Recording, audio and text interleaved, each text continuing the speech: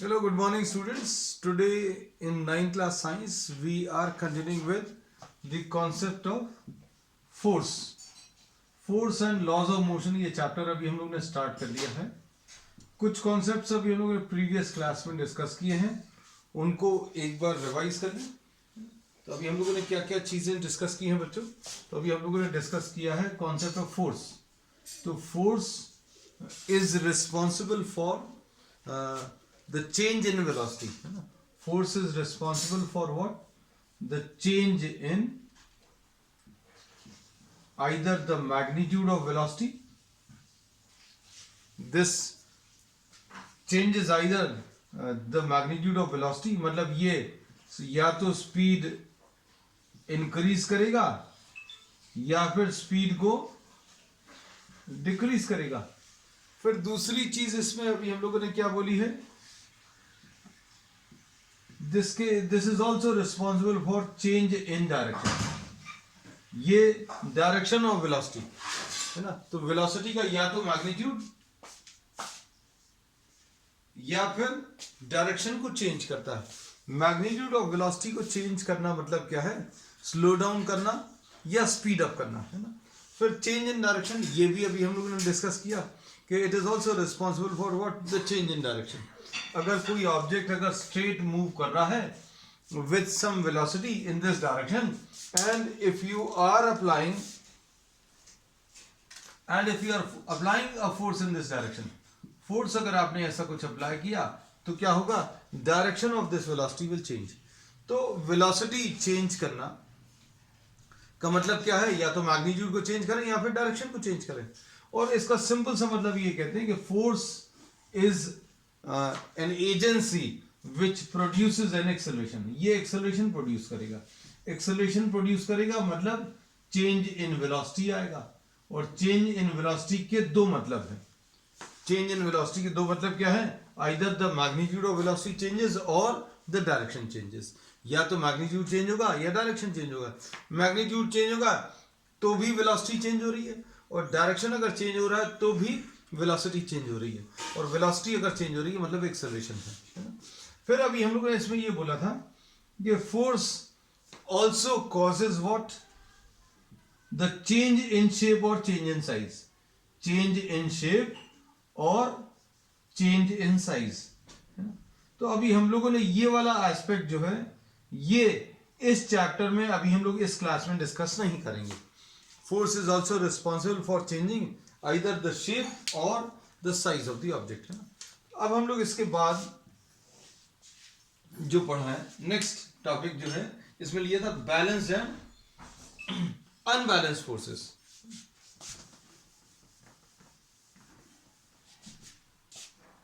इसके बाद अभी हम लोग ने नेक्स्ट पढ़ा था balanced forces and unbalanced forces.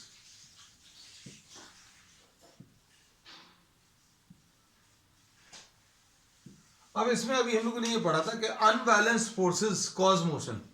Unbalanced forces cause motion. Unbalanced forces cause motion of the object.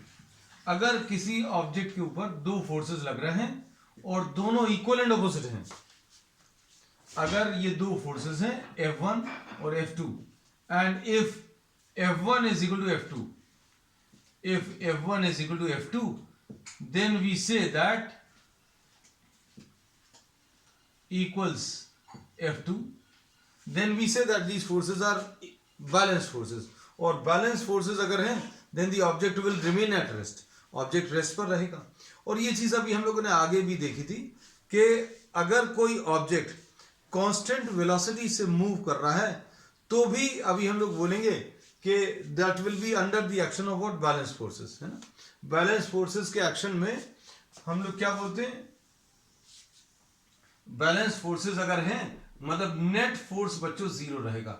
Net force zero रहेगा मतलब एक्सेलरेशन जीरो रहेगा, मतलब वेलोसिटी या तो कांस्टेंट रहेगी या फिर ऑब्जेक्ट रेस्ट पर रहेगा. तो ये सारी चीजें अभी हम लोगों ने प्रीवियस क्लास में डिस्कस की हैं कि अगर बैलेंस फोर्सेस हैं, बैलेंस फोर्सेस है मतलब दो जो भी फोर्सेस ऑब्जेक्ट के ऊपर लग रहे हैं वो इक्वल एंड अपोजिट हैं. वो सारे एक दूसरे को कैंसिल कर रहे हैं, मतलब उनका इफेक्ट कैंसिल हो रहा है। इसका एक अच्छा एग्जांपल अभी हम लोगों ने लिया था, एन अ साइकिलिस्ट और a student moving on a cycle and continuously pedalling. अगर कोई स्टूडेंट पेडल कर रहा है लगातार और कांस्टेंट वेलोसिटी से चल रहा है, तो अभी हम लोगों को लगता है कि the object is moving with a constant velocity due to this force which the student is applying और which the cyclist is applying on the pedals. लेकिन अभी हम लोग ये कहते हैं बच्चों, वहां पर ये जो फोर्स है, ये जो पेडल करने में लगा रहा है, वो अनबैलेंस फोर्स नहीं है। He is trying to balance the force of friction. तो फोर्स ऑफ फ्रिक्शन है इस डायरेक्शन में ऑपोजिट टू द मोशन, और इसको इक्वलाइज करने के लिए, बैलेंस करने के लिए ये फोर्स अप्लाई करता है ना। तो अभी हम लोग कहते हैं कि since the object is moving with a constant velocity, तो नेट फोर्स जीरो आएगा। मतलब जितना एफर्ट उसने पेडल करने में लगाया फॉरवर्ड डायरेक्शन में, वो किसको बैलेंस कर रहा है? फोर्स ऑफ फ्रिक्शन को बैलेंस कर रहा है। ठीक है। फिर अनबैलेंस फोर्स अभी हम लोग कहते हैं this causes motion of the object. Unbalance force जो है this causes what? Motion of the object. और अब हम लोग ये कहते हैं कि this will produce an acceleration. ये क्या प्रोड्यूस करेगा? एक्सेलरेशन प्रोड्यूस करेगा। और एक्सेलरेशन प्रोड्यूस करेगा मतलब चेंज इन वेलोसिटी आएगा। चेंज इन वेलोसिटी का मतलब क्या है? Either the magnitude of velocity will change और द डायरेक्शन विल चेंज, है ना। तो ये सारे कॉन्सेप्ट्स बच्चों अभी हम लोग लास्ट क्लास में ले चुके हैं। अब इसके बाद अभी हम लोग ले रहे हैं इसमें first law of motion, Newton's laws of motion ले रहे हैं। We will be studying basically 3 laws, है ना। 3 लॉज अभी हम लोग पढ़ने वाले हैं।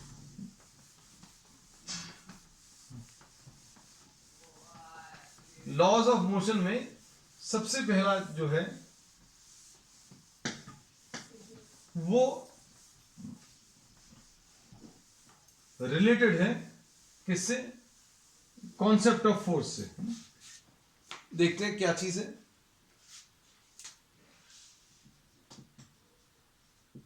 First law of motion, Newton's first law of motion.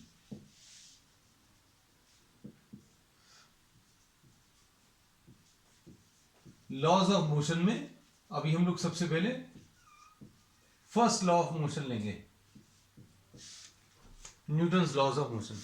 Laws of motion अभी हम लोग को ये बताते हैं, first law of motion basically ये बताता है कि अगर अभी हम लोग फोर्स नहीं लगाएं, अगर अभी हम लोग फोर्स नहीं लगाएं तो क्या होगा, है ना। बहुत सिंपल सी चीज है बच्चों, अगर इसके ऊपर फोर्स नहीं लगाएंगे तो क्या होगा? अगर फोर्स नहीं लगाएंगे तो ये रेस्ट पर ही रहेगा। बहुत सिंपल सी चीज है। अभी हम लोग इसको लॉ के फॉर्म में बताने की जरूरत क्या पड़ी? सोच कर देखना। If this object is at rest then this will remain at rest unless you are applying a force on it. जब तक आप फोर्स नहीं लगाओगे ये रेस्ट पर ही रहेगा। फिर दूसरा पार्ट इसका ये है कि अगर कोई ऑब्जेक्ट यूनिफॉर्म मोशन में है, यूनिफॉर्म मोशन में है, then this will continue its uniform motion unless you are applying a force on it. आप जब तक किसी ऑब्जेक्ट के ऊपर, suppose you are having an object which is moving with a velocity of 10 meters per second. ये object है जो कि 10 मीटर्स पर सेकेंड से चल रहा है ना। तो जब तक आप इसके ऊपर फोर्स नहीं लगाएंगे तो ये 10 मीटर्स पर सेकेंड से चलता रहेगा। और अगर फोर्स लगाओगे तो इसका स्टेट ऑफ रेस्ट,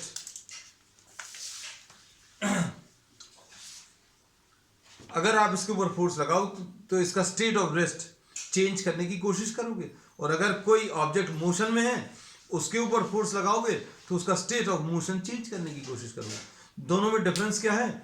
अगर ये रेस्ट पर है तो ये मोशन में आने की टेंडेंसी रहेगी, और अगर ये ऑलरेडी मोशन में है तो क्या होगा? आप इसके ऊपर फोर्स लगाओगे तो या तो ये स्पीड अप होगा या फिर ये स्लो डाउन होगा, depending on the direction of force. आपने अगर ये ऑब्जेक्ट ऐसा कुछ मूव कर रहा है, आपने इसी डायरेक्शन में फोर्स लगा दिया तो क्या होगा? Speed will increase. और अगर ये ऐसा मूव कर रहा है, आपने फोर्स ऑपोजिट डायरेक्शन में लगाया तो क्या होगा? ये स्लो डाउन होगा, है ना। और अगर आपने अलोंग द लाइन फोर्स नहीं लगाया, ऐसा कुछ मूव कर रहा है और आपने ऐसा कुछ फोर्स लगा दिया तो डायरेक्शन चेंज होगा, है ना। तो अब हम लोग इसमें यही बोलते हैं कि फर्स्ट लॉ में यही बताया गया है कि if you are not applying a force then a object at rest will continue to remain at rest. any object at rest will continue to remain at rest. If it is in uniform motion, if it is moving with 10 meters per second, then this will continue to move with 10 meters per second, है ना. लेकिन अभी हम लोग ऐसा देखते हैं कि ऐसा होता नहीं है ना. कैसे? सपोज अगर आपने किसी फुटबॉल को किक किया, then according to this law what should happen? If you are kicking a football, then what will happen? The football will tend to continue to move with the same velocity. आपने इसको जितनी velocity से चलाया, ये उतनी velocity से चलना चाहिए इस लॉ के हिसाब से. It will continue to move with the same velocity unless you are applying a force on it. लेकिन अभी हम लोग देखते हैं कि हम लोग कोई फोर्स नहीं लगाते तो भी ये फुटबॉल जो है आगे जाकर रुक जाती है. तो भाई इसमें क्या ये न्यूटन्स लॉ गलत कह रहा है? नहीं, ये गलत बिल्कुल नहीं कह रहा. इसमें एक फोर्स लग रहा है. वो कौन सा फोर्स लग रहा है? वो फोर्स ऑफ फ्रिक्शन लग रहा है. अगर फुटबॉल ऐसा कुछ मूव कर रही है और ऑपोजिट डायरेक्शन में इसके ऊपर फोर्स ऑफ फ्रिक्शन लग रहा है, तो क्या होगा? इस फोर्स की वजह से ये फुटबॉल ने ऐसा मूव करना शुरू किया, ऑपोजिट डायरेक्शन में फोर्स ऑफ फ्रिक्शन लग रहा है. और अगर ये ऑपोजिट डायरेक्शन का फोर्स ऑफ फ्रिक्शन नहीं होता, then what would happen? The football would have continued to move with the same velocity, है ना. तो अब हम लोग इसमें कहते हैं कि फुटबॉल वाले एग्जाम्पल में भी न्यूटन का जो फर्स्ट लॉ है वो परफेक्टली ट्रू है ना. और ये क्या कहता है कि if the football is moving with 10 meters per second, then this will continue to move with 10 meters per second unless you are applying a force on it. And the surface on which the football is moving is applying a force in opposite direction. और उस force को अभी हम लोग क्या force of friction बोलते हैं, है ना. तो इसके ऊपर ये फोर्स लग रहा है ऑपोजिट डायरेक्शन का. कौन सा? फोर्स ऑफ फ्रिक्शन, है ना. तो अगर ये फोर्स ऑफ फ्रिक्शन नहीं है, then this will continue to move with the same velocity. Just 1 minute.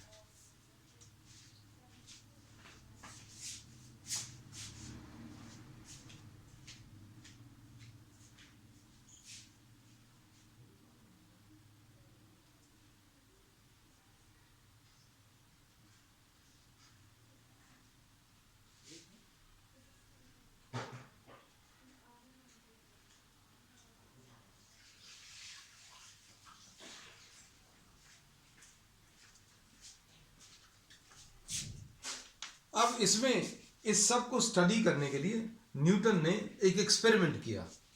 और ये एक्सपेरिमेंट ऐसा किया कि एक इंक्लाइन प्लेन लिया और इससे किसी एक बॉल को रोल किया.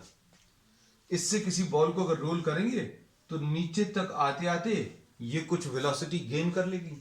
The ball gains some velocity and reaches with some velocity to this point. अब हम लोग ये कहते हैं कि अब आप एक ऐसा इंक्लाइन प्लेन ले लो. अगर आप यहां पर एक बॉल छोड़ेंगे with some velocity, then this will rise up. दो चीजें बोल रहा है. यहां से बॉल को रिलीज करो और उस बॉल को आप एक और इंक्लाइन प्लेन के ऊपर चला दो. And we are neglecting what? Friction.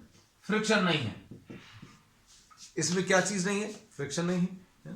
ये अभी हम लोग इमेजिन कर रहे हैं. If the ball is rolled down and allowed to rise on another incline plane, so up to this point this will acquire some velocity.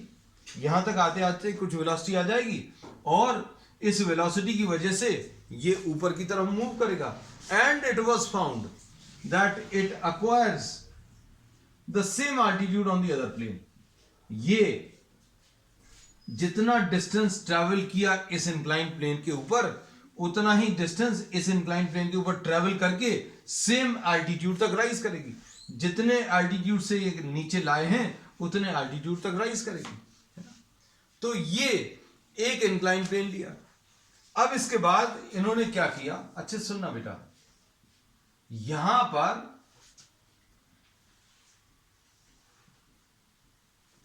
अब इस second incline plane का जो इंक्लिनेशन है उसको डिक्रीज करना शुरू किया. इसमें इन्होंने क्या किया? इसमें बॉल को रोल कराया. यहां तक आते आते इसके पास कुछ वेलोसिटी आएगी या काइनेटिक एनर्जी आएगी और इस काइनेटिक एनर्जी के कारण this will rise on this incline plane and will attain the same height. अब इस सेकंड वाले इंक्लाइन प्लेन का आप इंक्लिनेशन डिक्रीज करो।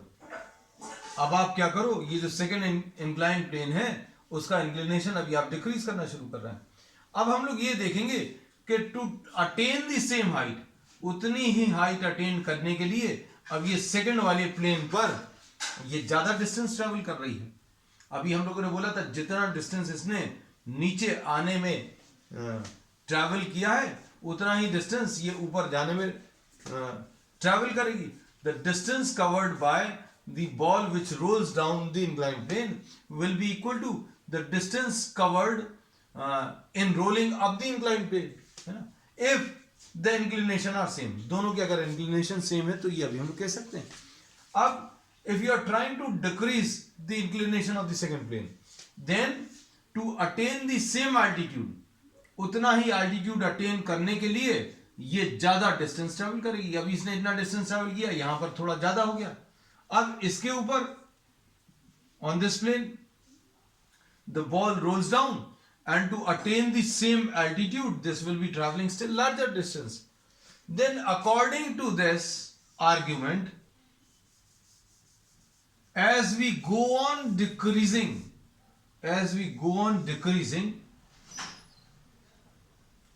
the inclination, जैसे जैसे अभी आप इंक्लिनेशन डिक्रीज करते जाओगे तो सेम एल्टीट्यूड को अटेन करने के लिए ये ball will be traveling a larger distance on the second inclined plane. And just try to imagine the condition. ये देखो इस वाले में what happens when the second inclined plane becomes perfectly horizontal. Then according to this theory, the ball which rolls down the inclined plane should travel what? Infinite distance. मतलब अब इसके ऊपर अभी हम लोग ये कहते हैं कि अगर ये ऑब्जेक्ट यहां तक आते आते कुछ वेलोसिटी गेन कर रहा है and if it is now rolling on a horizontal plane instead of an inclined plane, then this will be traveling very large distance, है ना। मतलब अभी हम लोग ये कह सकते हैं this will be traveling what? Infinite distance. ये कभी रुकेगी ही नहीं, है ना। तो यही तो चीज अभी हम लोग बता रहे थे। if there is no friction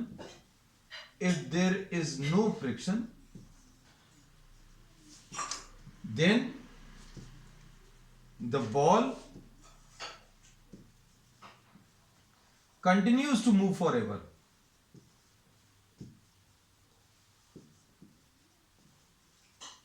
और इसके ऊपर force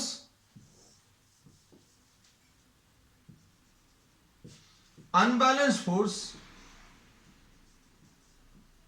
force in this case is zero. Unbalance force कितना है? अभी हम लोगों ने इसके ऊपर कोई भी अनबैलेंस फोर्स नहीं लग रहा है, मतलब कोई भी force, in fact no force is acting on this object. तो अभी हम लोग बोलेंगे this will continue to roll forever, but it is found that it does not happen. ये अभी हम लोगों ने जो कंडीशन ली है, ये डिस्कशन जो न्यूटन ने लिया था वो किसके लिए? If there is no friction which is present. अब इसमें if friction is present then what will happen? This will rise to some height. Friction अगर है तो ये अभी भी राइज करेगा लेकिन डिस्टेंस ट्रैवल थोड़ा सा ज्यादा आएगा। इंक्लाइन प्लेन का डिस्टेंस अगर आप इंक्लाइन प्लेन का इंक्लिनेशन अगर आप डिक्रीज करोगे तो ये थोड़ा और ज्यादा डिस्टेंस ट्रैवल करेगा, लेकिन ये कुछ देर बाद जाकर रुक जाएगा। और अगर ये प्लेन हॉरिजॉन्टल ले लिया और इसके ऊपर फ्रिक्शन है तो क्या होगा? Since there is a unbalanced force, this unbalanced force is in the form of what? Friction. ये फ्रिक्शन काम कर रहा है तो ये कुछ डिस्टेंस ट्रैवल करके रुक जाता है। तो if friction is not present, अगर फ्रिक्शन नहीं है तो this ball will continue to move forever. क्यों? क्योंकि कोई फोर्स ही नहीं लग रहा। तो यही चीज अभी हम लोगों ने इस लॉ के फॉर्म में बताई है कि अगर कोई बॉल यूनिफॉर्म वेलोसिटी से चल रही है और उसके ऊपर कोई फोर्स नहीं लग रहा, कोई अनबैलेंस फोर्स नहीं लग रहा, then this will continue to move forever. लेकिन एक अनबैलेंस फोर्स काम करता है। कौन सा अनबैलेंस फोर्स काम करता है? फोर्स ऑफ फ्रिक्शन काम करता है, जो कि ऑपोजिट डायरेक्शन में काम करता है। तो अब हम लोग इसके बेसिस पर क्या बता सकते हैं? स्टेटमेंट बता सकते हैं किसका? जो कि अभी हम लोग डिस्कस कर चुके हैं, न्यूटन्स फर्स्ट लॉ का।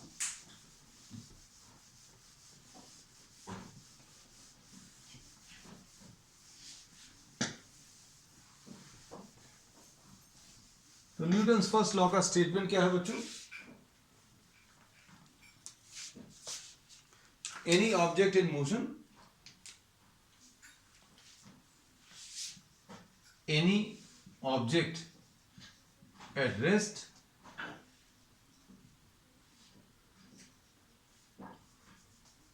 or in uniform motion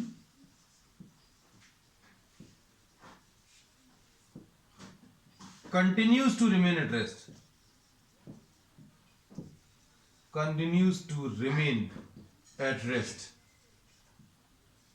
or in uniform motion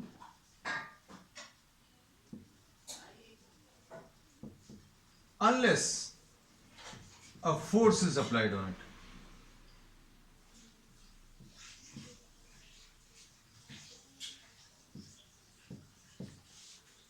ठीक है, सिंपल सा है कि भाई कोई ऑब्जेक्ट अगर रेस्ट पर है तो रेस्ट पर ही रहेगा, और यूनिफॉर्म मोशन में है तो जैसा भी हमें इंक्लाइन प्लेन के एग्जांपल में बताया वो चलता ही रहेगा। लॉजिक पर बेस बताया था ये सारी चीजें कि अगर कोई ऑब्जेक्ट यूनिफॉर्म मोशन में है तो it will continue to remain in uniform motion unless a force is applied on it. और फोर्स अप्लाई करोगे तो क्या होगा वो सेकंड लॉ में बताया। तो फर्स्ट लॉ में न्यूटन ने क्या बताया कि फोर्स नहीं लगाओगे तो क्या होगा, फोर्स नहीं लगाओगे तो क्या होगा, यहां पर रेस्ट पर है तो रेस्ट पर ही रहेगा, चल रहा है तो चलता ही रहेगा। और अगर आप इसकी स्टेट ऑफ रेस्ट को चेंज करने की कोशिश करोगे तो मना कर देगा, इट विल अपोज, है ना। जैसे सपोज फॉर एग्जांपल मना करना, किसी ऑब्जेक्ट का मना करना आपको फील हो सकता है, भाई आप ये स्टेट ऑफ रेस्ट पर है, आप इसको चलाने की कोशिश करो तो ये तो बहुत छोटा सा है तो ये ज्यादा जोर से मना नहीं करेगा, है ना, ये चल देगा, थोड़ा सा एफर्ट लगा दोगे चल देगा। अब suppose this object is replaced by heavy अलमीरा and you are applying a force on it, तो वो रेस्ट पर है, वो बोलेगा रेस्ट पर है भाई हमें रेस्ट पर ही रहने दो। Any object at rest will tend to remain at rest unless a force is applied on, है ना। तो अभी हम लोग जैसे टीवी का प्रोग्राम देखते हैं, हम बैठे हुए हैं और आपकी मम्मी ने कोई काम बता दिया, है ना, इफ योर पेरेंट्स से then go and bring something, any object at rest tends to remain at rest. इसका परफेक्ट एग्जांपल है आप लोग, जब तक फोर्स नहीं लगेगा आप वहां से नहीं मूव करोगे, है ना। तो ये तो अभी मजाक वाली बात थी, तो अभी हम लोगों ने इसमें ये बताया that any object at rest tends to remain at rest unless a force is applied on it. आप इसके ऊपर फोर्स लगाओगे तभी ये मूव करेगा। If you are trying to change its state of rest then it will oppose, and if you are trying to move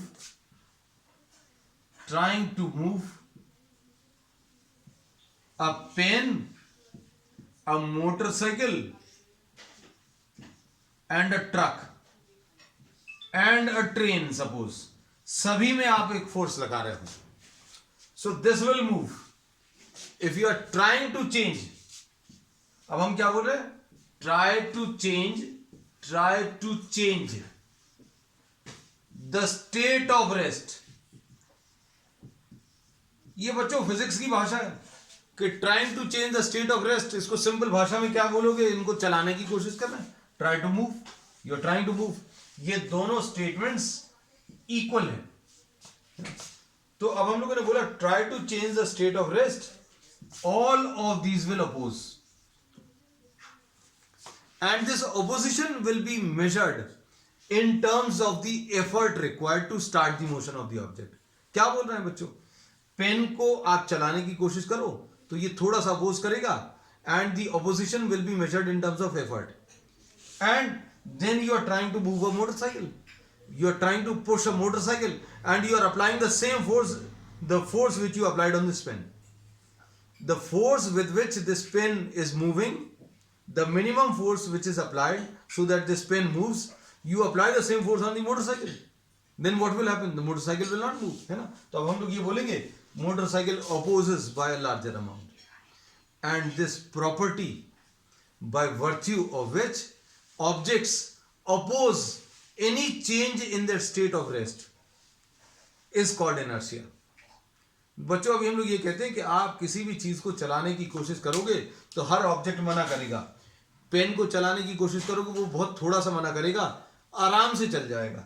motorcycle को चलाने की कोशिश करो वो थोड़ा ज्यादा जोर से मना करेगा, it will oppose any change in its state of rest. मतलब मोटरसाइकिल को अगर आप पुश करोगे तो motorcycle will tend to oppose any effort to move it, and the effort required to move a motorcycle will be greater than the effort required to move a pen. And now suppose if you are applying an effort to move a truck, तो क्या होगा, effort required will be still larger. हो सकता है आप अकेले move ही नहीं कर पाओ, हो सकता है क्या कंफर्म है 10 or 15 students will be required to apply an effort to move the truck. So we say that all the objects which are at rest tend to remain at rest, and they oppose any tendency to change its position of rest. इसको simple Hindi में अगर बोले तो अभी हम लोग ये बोलते हैं that you will require different amount of effort to move different objects. Pen को चलाने के लिए कम एफर्ट लगेगा, मोटरसाइकिल को चलाने के लिए थोड़ा ज्यादा एफर्ट लगेगा, ट्रक को चलाने के लिए 15 लोगों का 15 students will be required to move the truck. And what happens to the train? If you are trying to move a train, 100 of students or 200 students may not be able to move the train. तो अब हम लोग इसको ये कहते हैं objects tend to oppose any change in its state of rest or of uniform motion.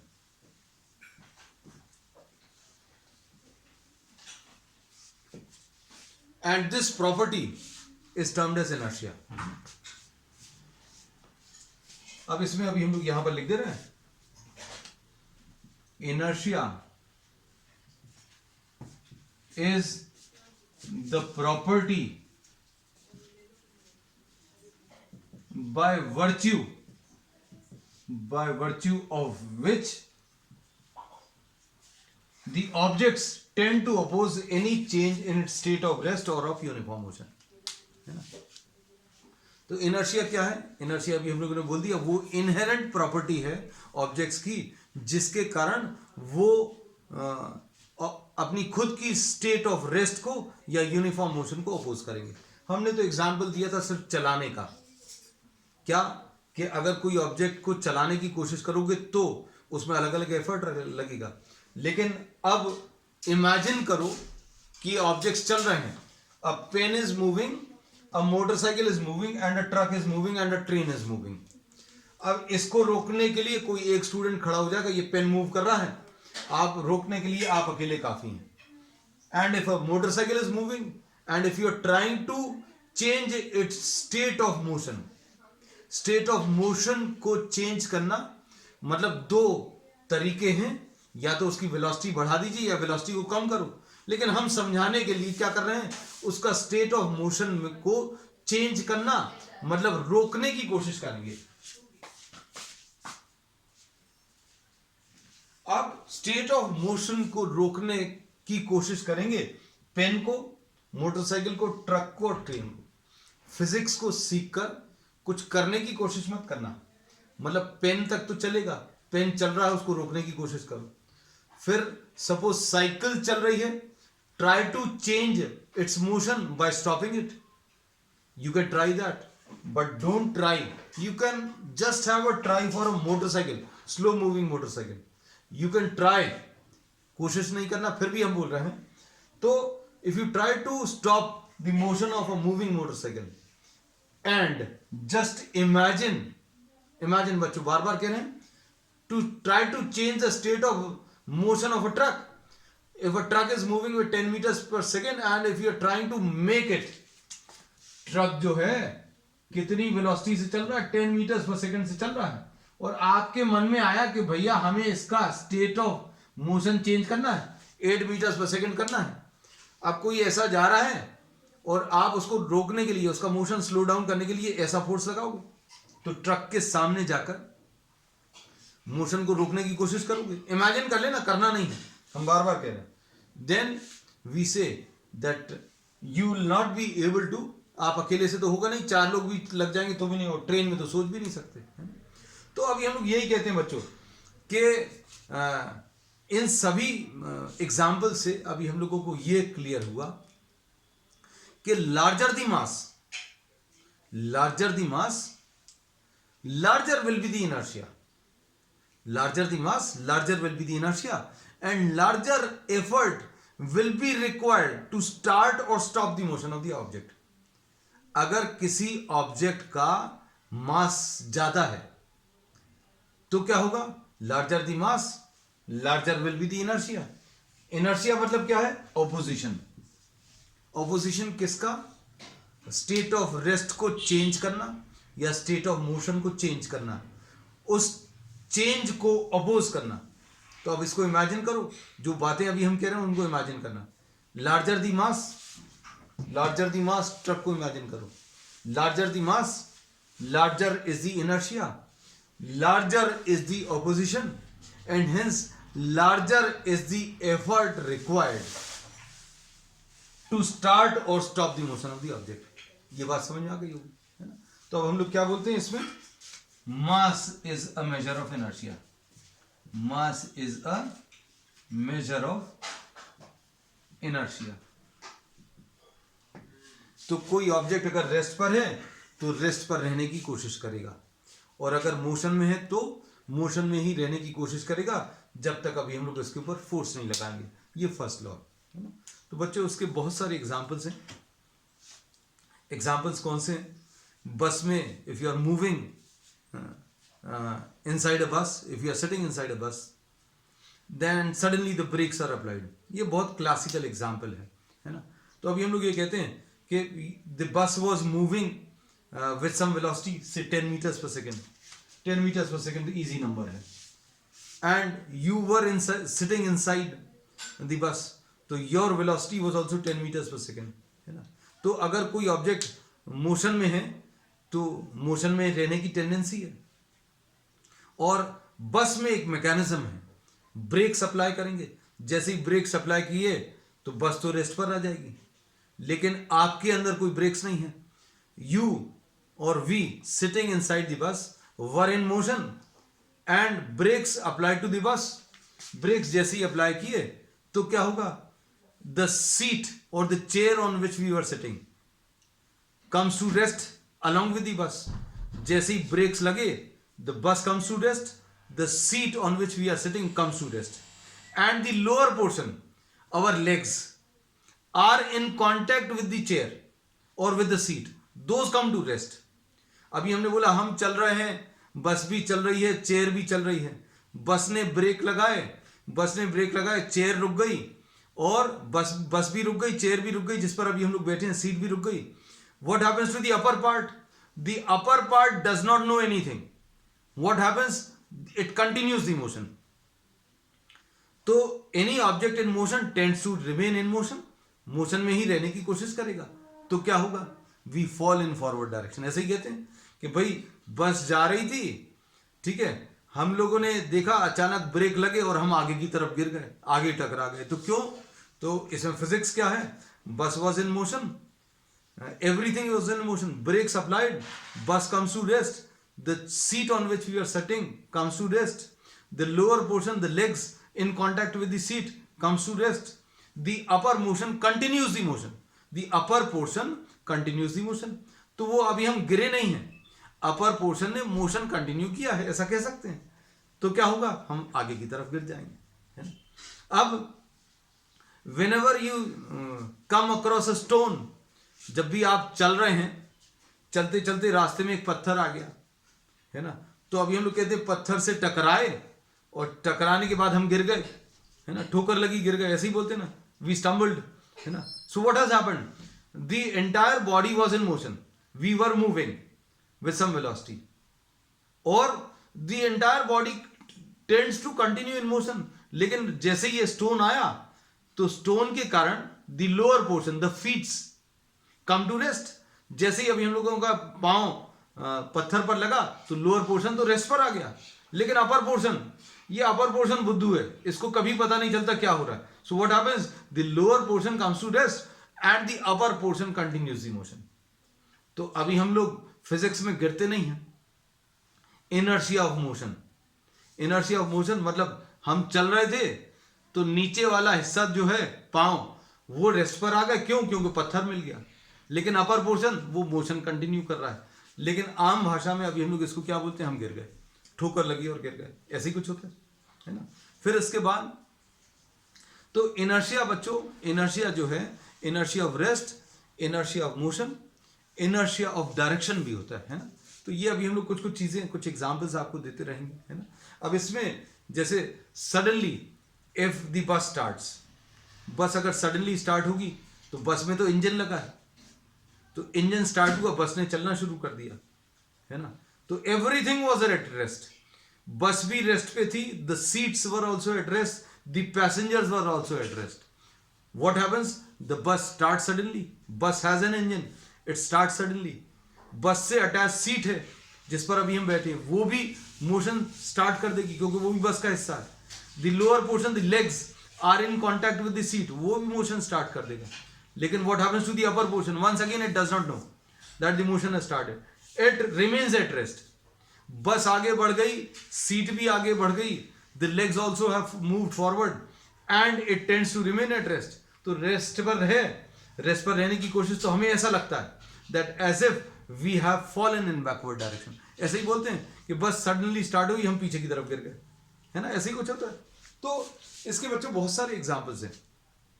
अब suppose if you try to deboard a bus, moving बस, आप बस में से उतरने की कोशिश करें जो चल रही है ना. करना नहीं बच्चों, हम बार बार कह रहे हैं. अभी हम लोग यही देखते हैं कि चलती हुई बस में से गिर जाते हैं बच्चे, है ना. तो फिजिक्स में गिरते नहीं हैं.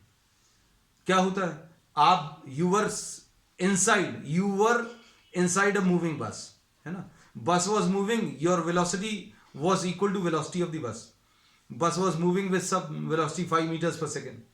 And what happens, you suddenly deboard, मतलब आप उसमें से उतर गए. तो आपके पास वेलोसिटी थी, बस was moving in this direction, your body also was moving in this direction. When as soon as you deboard the bus, when you get down, your feet come in contact with what, the ground.